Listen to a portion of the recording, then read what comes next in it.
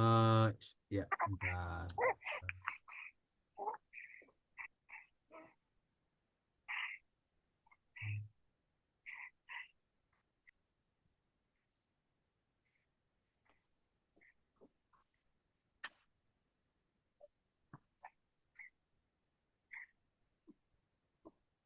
Okay. Hi, everyone, and welcome to our poster presentation on the risk management and financial performance of PT Kokoh Inti Arebama Tbk. I am Resman, and this is my colleague Maysheilla. Thanks, Pak Resman. We're excited to share our findings with you today. Our study really delves into the current state of risk management at PTKO Inti Arebama, using a comprehensive approach to identify weakness and suggest improvements. Exactly. As you can see from our abstract, we utilize a blend of established frameworks like the fraud triangle ISO 31000, CSO along with strategic analysis tools like SWOT and PESTLE. Our main takeaway is that PT Kokoh Interbama is facing significant liquidity pressure, has an equity deficit, and needs to seriously bolster its risk governance. Expanding on that, our research had clear objectives. Firstly, we aim to identify the specific financial and operation risk profile that PTKO Inti Arebama is currently facing.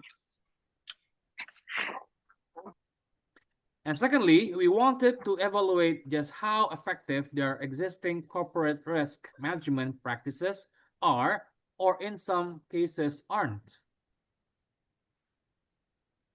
Finally, and perhaps most importantly, our goal was to provide data-backed strategic recommendations that PT Kokoh Inti Arebama can actually implement to improve their situation. Now, moving on to the theoretical framework, we grounded our analysis in several key concepts. The fraud triangle, as many as you know, help us understand the conditions that can lead to fraud, pressure, opportunity, and rationalization. We consider it if these elements might be present within PT Kokoh Interbama. We also look at the internationally recognized standards for risk management, ISO 31000 and the COSO ERM framework. This provides best practice guidelines for establishing and managing risk effectively and integrating it into overall strategy. Furthermore, we consider the importance of good corporate governance, the principles of transparency and accountability that are crucial for building trust and ensuring ethical operations. And finally, we touch on agency theory, which examines a potential conflict of interest within a company, and legitimacy theory, which focus on how an organization aligns its action with public perception and expectation. So, how did we go about investigating all of this? Our methodology involved a qualitative descriptive approach, essentially deep dive case study. Our primary data source was PT Kokoh Inti Arebama 2024 consolidate financial statements. This provided the hard numbers we needed to assess their financial health.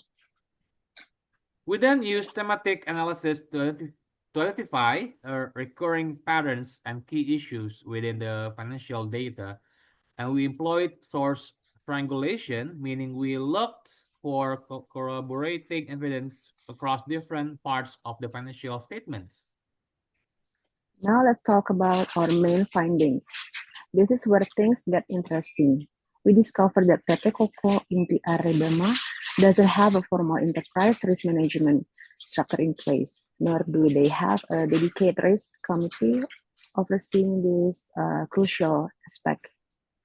We also noted the absence of a digital fraud detection system, which is in today's environment is a significant vulnerability.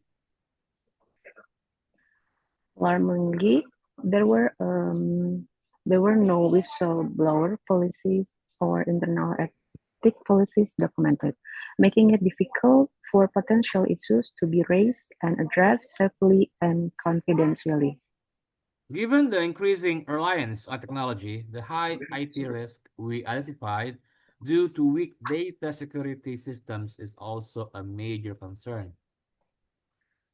Lastly, in today's socially conscious market, the lack of any ESG reporting or public risk communication is a missed opportunity to build stakeholder trust and demonstrate responsible practices.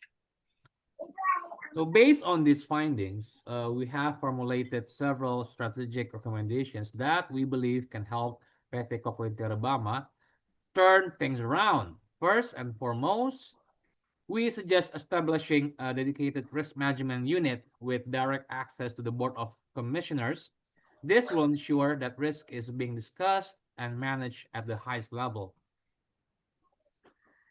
Secondly, we strongly recommend implementing the ISO 31000 framework as a roadmap for building a robust risk management system.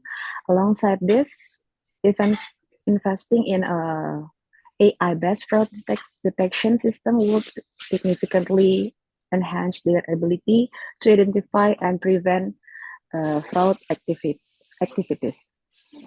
Developing a comprehensive code of ethics policy and an internal reporting or whistleblower system is crucial for fostering an ethical culture and allowing issues to be reported without fear or reprisal. To address the identify IT risks, implementing an IT framework such as ISO is essential for strengthening their data security and protecting sensitive information. Finally, developing a comprehensive ESG report and a proactive reputation communication strategy will not only meet increasing stakeholder expectations, but also enhance their public image and overall credibility. In conclusion, our study highlights that PT Kokoh Inti Arebama is currently facing some significant financial and governance risks. We firmly believe that a comprehensive restructuring coupled with the full integration of good corporate governance principles and the adoption of modern risk management practices based on international standards are absolutely necessary for PT Kokoh Arebama to improve its credibility and ensure its long-term sustainability in the market. Okay, that summarizes our presentation, and thanks for joining us. Thank you. Thank you.